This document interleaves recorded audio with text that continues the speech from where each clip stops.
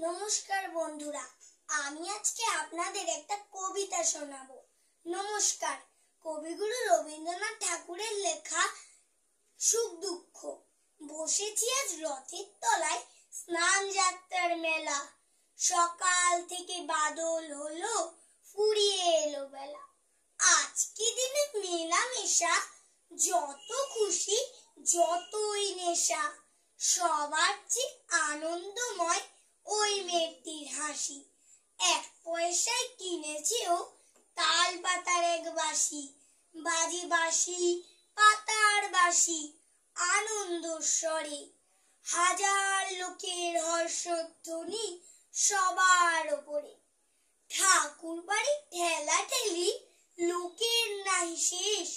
অবিশ্রান্তর বৃষ্টি ধারায় ভেসে যায় রে দেশ। আজকে দিনে দুঃখ যত, নাই রে দুঃখ উহার মতো। ওই যে ছেলে কাতর চোখে দোকান পানে চাহি। একটি রাঙা লাঠি কিনবে, একটি পয়সা নাহি। চেয়ে আছে নিমেষ হারা নয়ন অরুণ। হাজার লোকের মেলাটি রে করেছে করুণ।